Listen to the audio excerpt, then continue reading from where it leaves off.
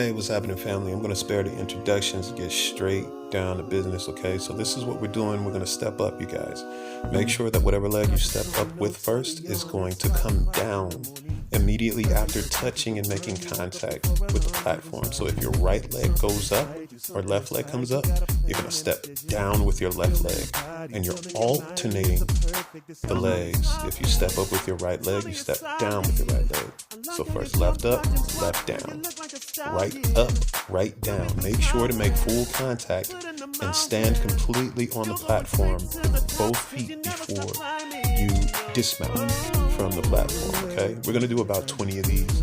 You guys can do 30 or however many that you see fit. It's a good way to strengthen your legs, mostly your quads and your glute, your ass, basically, okay? And make sure to get full extension on the leg.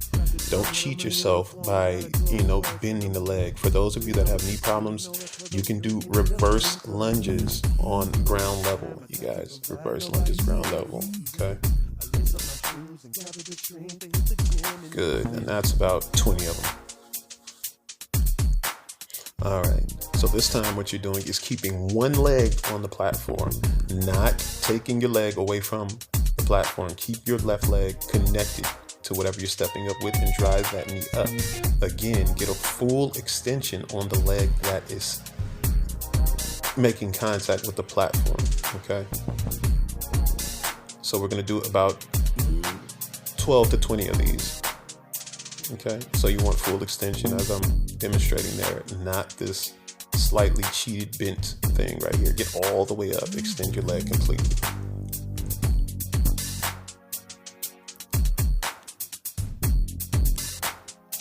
There we go. Now we're going to do the opposite leg. Get all the way up there. Drive that knee up. I'm trying to be mindful of the neighbors that live below me on the floor below. So normally what I would do is accelerate upward a lot faster, okay? And drive that knee up. I want for you guys to use a little bit more thrust on the knee, okay? Yeah, you got to catch my balance. Back to it. Okay, hit about 12 to 20 of these right here.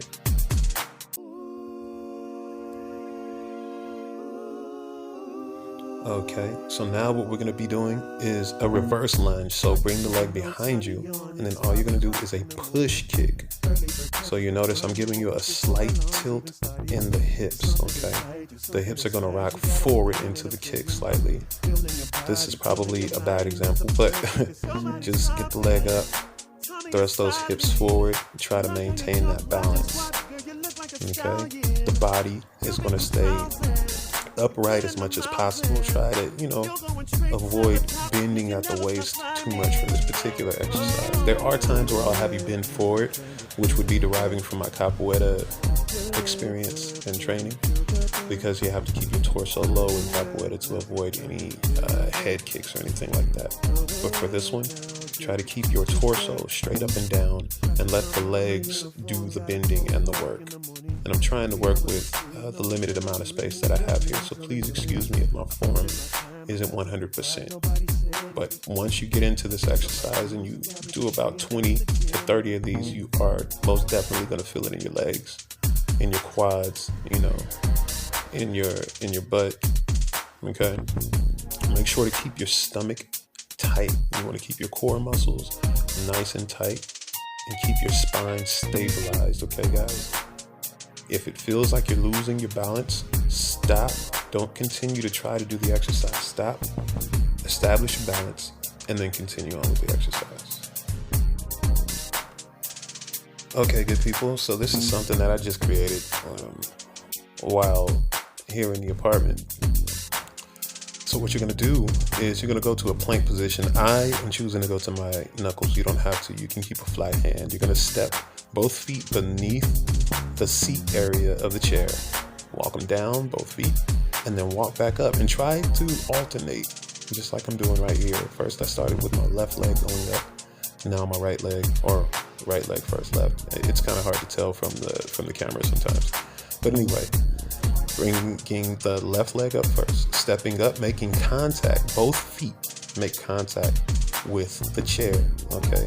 So you want to keep a nice tight stomach Don't let your hips drop or sink. And try to make sure that you don't raise your butt up. You don't want to go either extreme. Don't let your hips dip or don't take your butt up high, okay? Keep a flat back.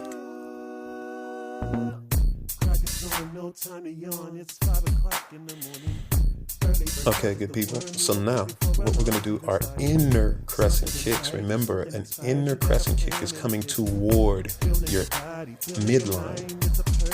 Okay, so you want to kick inward toward the inner portion of your foot. Make sure that you're clearing whatever area or obstacle that you're kicking over. If you have more flexibility in your hamstrings, lower back, and your spine is nice and fluid, if you want to raise the obstacle so that you get a higher kick, that is completely fine. If you don't want to kick over a particular object, then you can just mark a spot somewhere on a wall, and use it as a way to aim or gauge for height. Okay, it's completely dependent on your ability. Okay, and I'm doing about like 20 each leg, 12 to 20 each leg. Okay, now we're going to be going in the opposite direction. You're going to clear across your body, coming across, and then out over the chair or whichever obstacle that you are kicking over. And again, we're going to do about 12 to 20 of these. First, I'm starting on the left leg.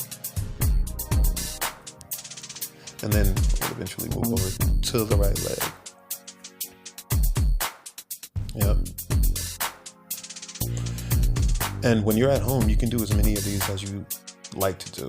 I mean, you can do 100 of these kicks if, you've built your endurance up to that level and, you have good core strength and good flexibility.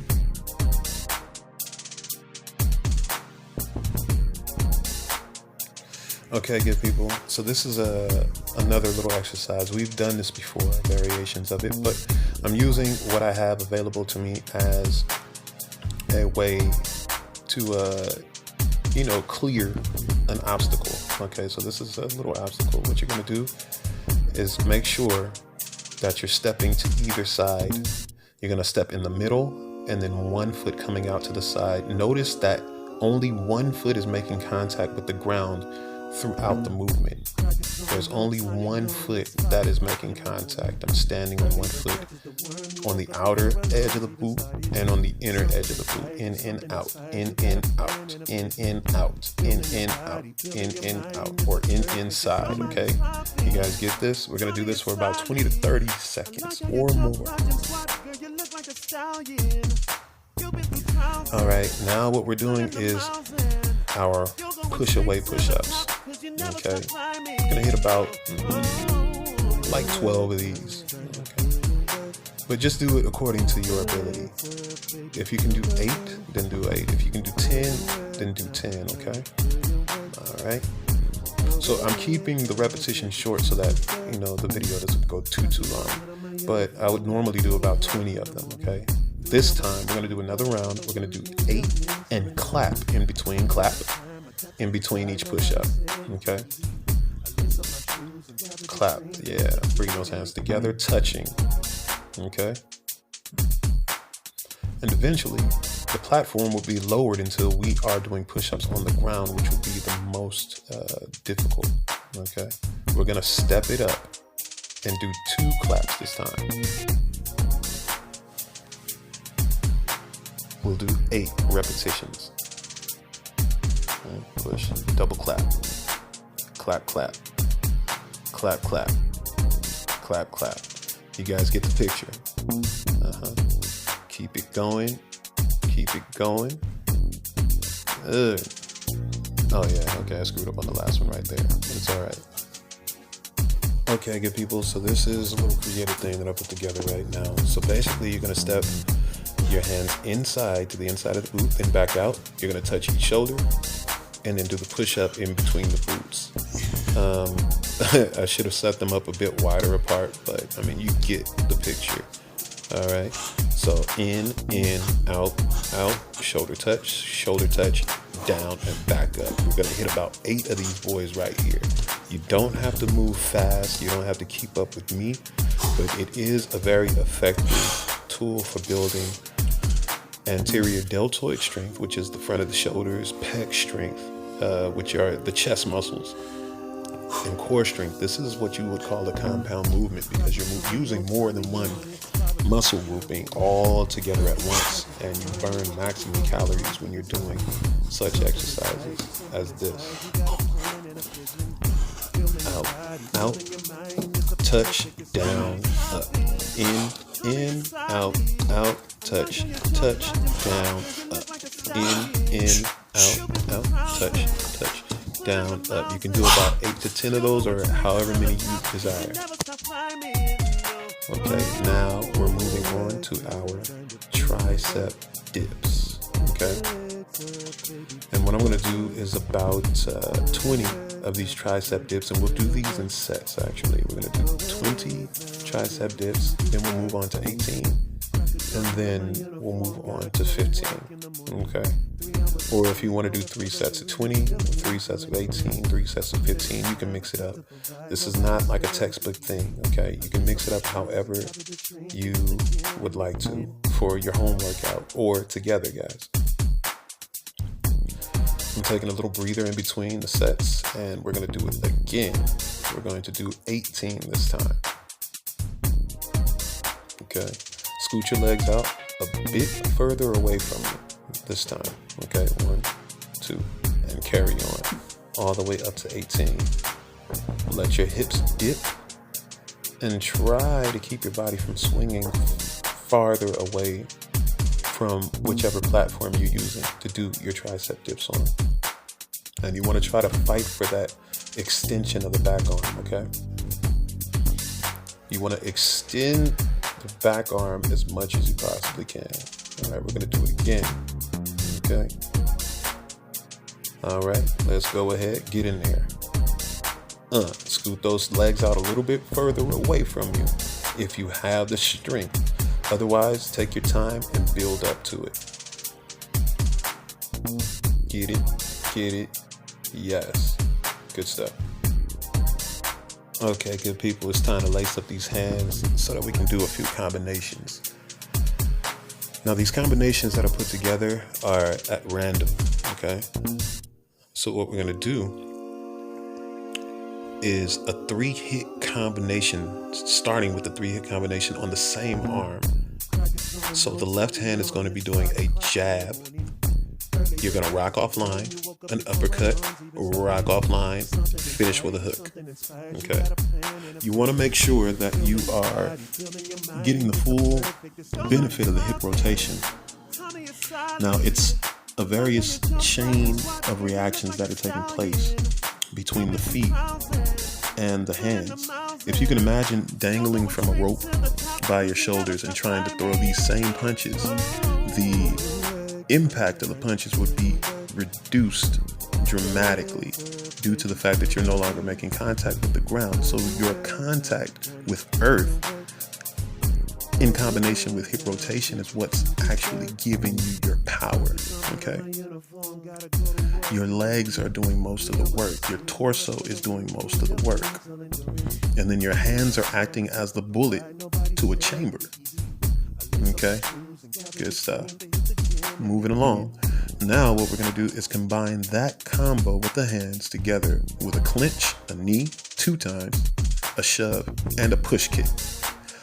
So the shove acts as a way to give you some distance so that you can follow through with your kick. It's a practical movement. I remember we used to do these shoves. You would always start with a shove before we started our fights, like back in the day on the playground. That's how it would escalate. It was with a shove. That's how you knew if a person really wanted it down.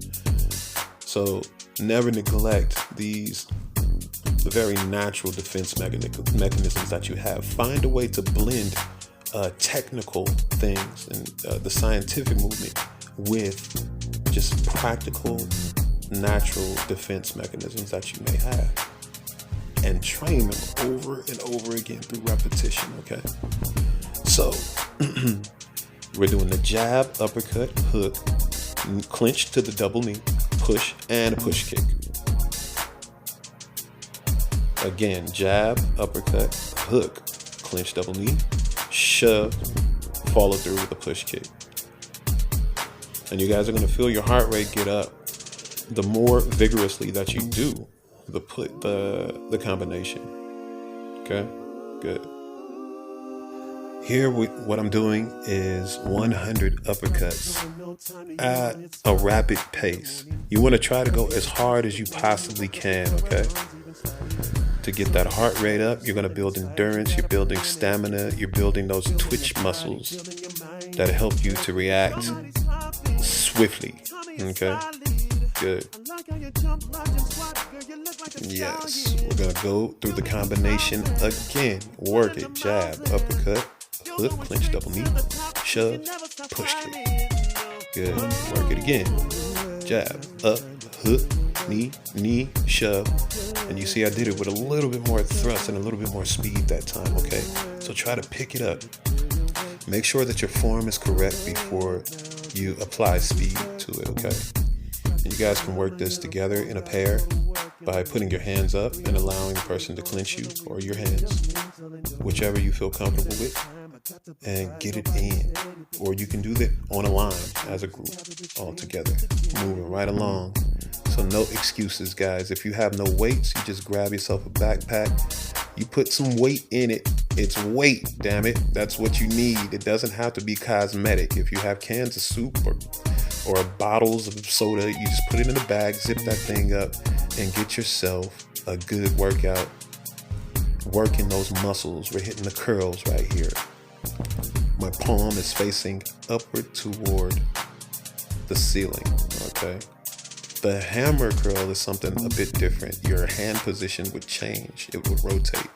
But what we are doing here is a supine movement. Supine meaning the hand or the palm is facing upward. Make sure to eliminate any movement and rocking in the hips or leaning back to try to get the weight up, okay? You want for the arm to do the work because we're sculpting, we're building strength in the arms, we're building definition in the arms because we want to look good as well as feel good. Goes hand in hand. I mean, I don't know about y'all. I like to look good. And I'm assuming that y'all do as well, family. All right, so go ahead. I hit 20 of these boys right here. 20 each arm. And you can do them in sets if you want to break it up. That's completely fine. All right. And now from here, what we're going to do. Or 18. Okay. Going 18 curls. All right. Good. 2, 3, and carry on. Now, it may look easy, but this is not easy by any stretch of the imagination, especially if you are reducing your rest time in between sets. I took about maybe 12 seconds in between the frames to get myself together, and then I went immediately into this set that you're seeing right here. Yeah, so work those biceps, guys. Work those biceps. Work every part of your body. Biceps, triceps, shoulders, traps, lower back, glutes, quads, hamstrings, even your ankles. You want for the ankles and the heels to be worked as well, and maintain flexibility in those hips and strengthen those hips. Okay? Good stuff. Feeling great. All right, now what we're gonna do here are lateral shoulder raises. I'm not too sure on the number that I'm gonna do here, but just do however many repetitions that you are able to do. And once you feel like you've reached your peak, try to push past that limit, okay? Just slightly. Once you reach your peak, do 2 or 3 more reps over that, and always push yourself a little bit more each time. Okay. Yep. On to the other side. Get them. Get them. Get them. There you go. Good stuff. Make sure to keep those abs tight. Once again, throughout the course of all of these exercises, you want to maintain a hard abdominal wall, okay? And by hard, I don't necessarily mean stiff, but just keep the abs tight, all right? And stuff. Moving along. Now this last set, we're finishing our workout with this right here. What you're gonna do is you're gonna lower yourself into push-up position about 3 seconds, and on the 4th set, boom, shoot up. 1, 2, 3, shoot. 1, 2, 3, shoot. Good.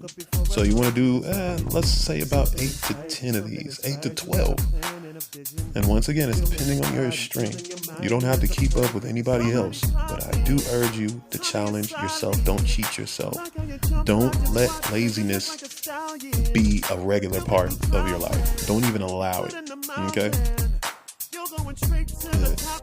Push. So shoot up. And I can see that my muscles are getting a little fatigued right here, but it's okay. Good stuff. That's what you want. You want to work your body. It'll thank you in the long run. All right? Out.